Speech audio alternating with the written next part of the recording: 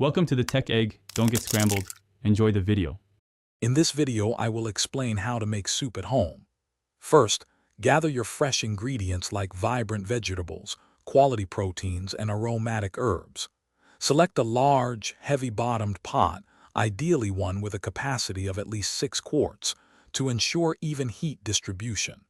Before you begin cooking, prepare your mixie in place by washing, peeling, and chopping all ingredients. This organized approach makes the cooking process much smoother and more enjoyable.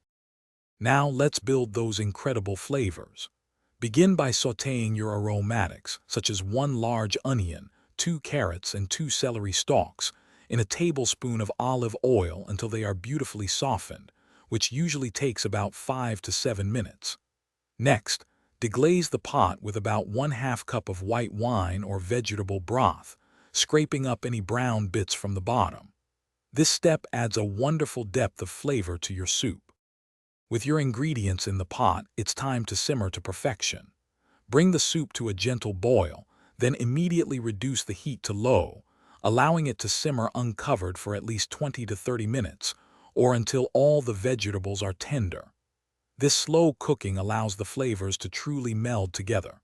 Finally, taste your soup and adjust the seasonings with salt, freshly ground black pepper, and perhaps a pinch of dried herbs. To elevate your homemade soup, consider some delightful finishing touches.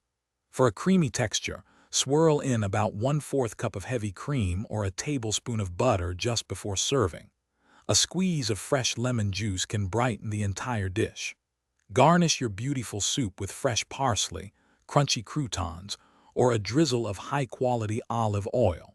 Serve your warm, comforting creation in your favorite bowls, perhaps alongside some crusty bread.